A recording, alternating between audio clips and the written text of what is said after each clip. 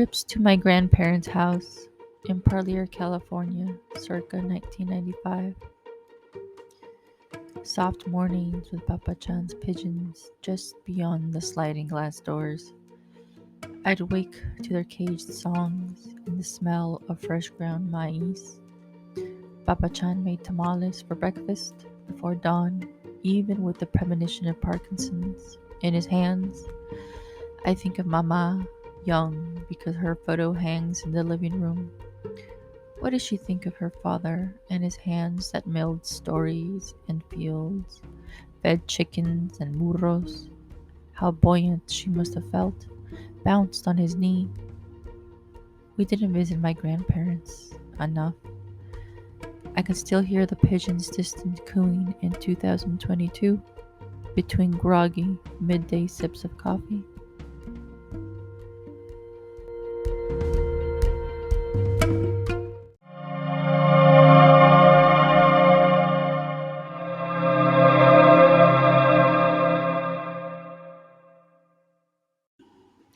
They're called mourning doves. MOU, that's not MOR. So mourning as in we are mourning the loss of something. Well, that's what my grandpa kept propped up on a pedestal in metal cages right outside the sliding glass doors, which led to my grandparents' backyard. Mourning doves actually do exceptionally well in cages. My grandfather fed them, he talked to them, he sang to them, he loved them. Overall, he treated them very well. And he was a man whose life centered around family and animals. Animals were a pivotal and essential part of his way of living. They were there to work for him, sure, but they were also a source of joy. He had chickens up to his last day, and he had them for eggs, but really he had them for pleasure. The pleasure of having such a sincere and unadorned form of life to share his time with. I say, I say unadorned. So, what I mean by that is animals are the most sincere form of life. They don't presume, they don't double check or backtrack or overthink. They run on instinct and make decisions as their inner direction kind of dictates them to do. Um, Thinking about that, isn't that what we want to do as poets? Let that inner direction of the moment, of the immediacy before us, lead us into what the poem wants to be. The poem is an entity. It's something that is organic to, I would even say, just the environment. Where do you pull a poem from?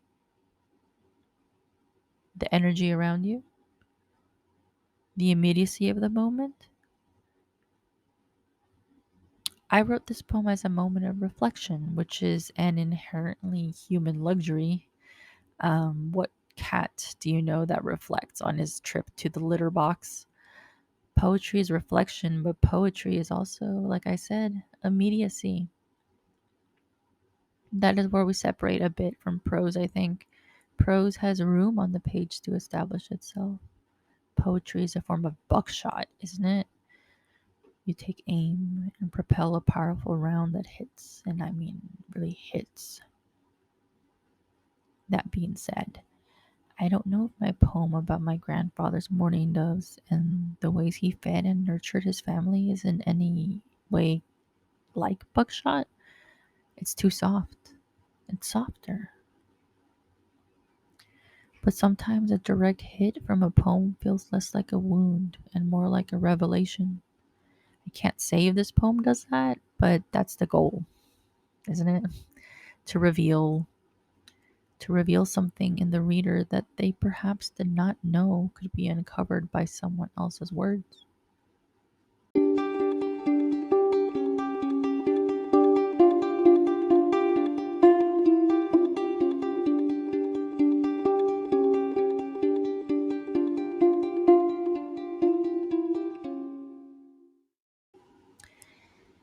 We all have those people whose presence sticks with us, don't we? Their presence in our memories are filled with images and sounds. I remember my grandfather's brown hands and how they shook, but how he persisted every day in carrying what he could anyway. I remember the mourning doves and their coos. I remember his boisterous laughter. It was a bit mischievous. His booming voice, his sly smile. But just like I say in the poem, I did not have enough time with him. I didn't know him as intimately as my mom did. She knew his stories, and that's what he was, a storyteller. What a grace that is to be a storyteller. And to add to that, my grandfather was a storyteller who never learned to read or write.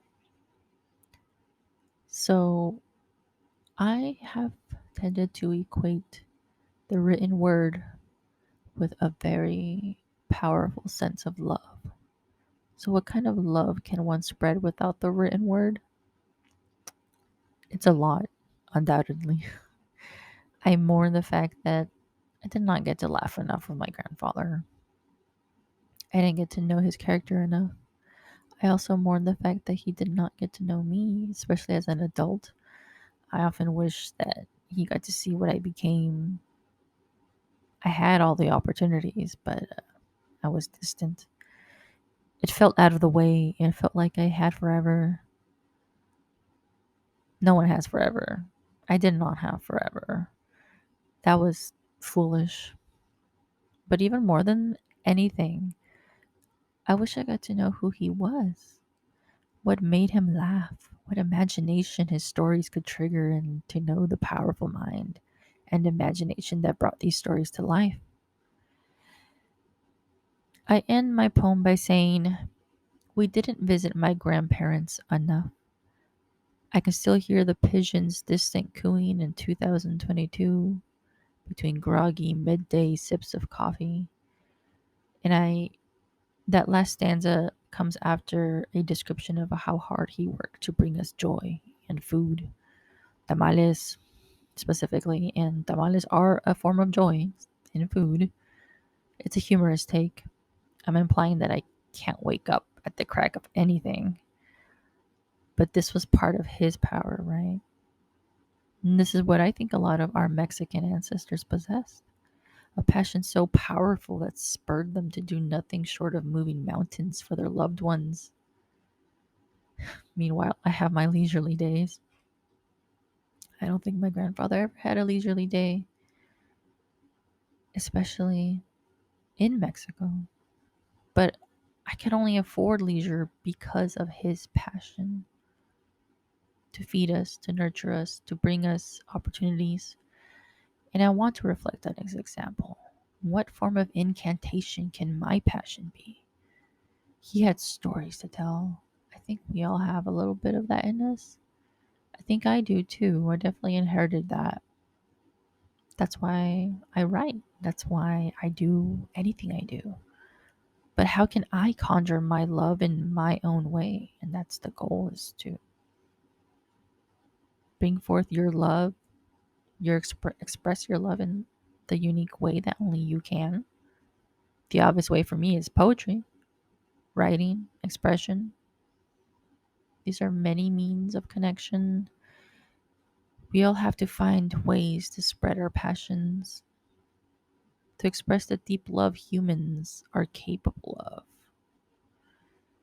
Perhaps we can take a lesson from the mourning doves. We can sing wherever we are.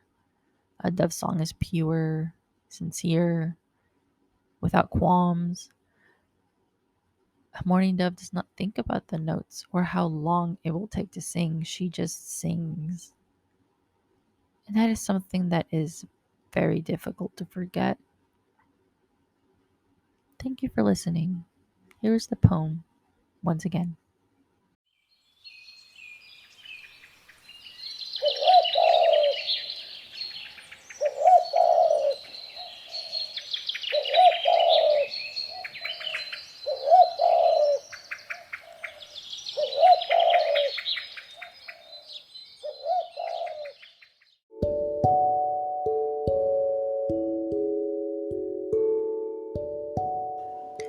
Trips to my grandparents' house in Parlier, California, circa 1995. Soft mornings with Papa Chan's pigeons just beyond the sliding glass doors. I'd wake to their caged songs and the smell of fresh ground maize. Papa Chan made tamales for breakfast before dawn, even with the premonition of Parkinson's in his hands. I think of Mama, young, because her photo hangs in the living room. What did she think of her father and his hands that milled stories and fields, fed chickens and burros? How buoyant she must have felt bounce on his knee. We didn't visit my grandparents enough. I can still hear the pigeons' distant cooing in 2022 between groggy midday sips of coffee.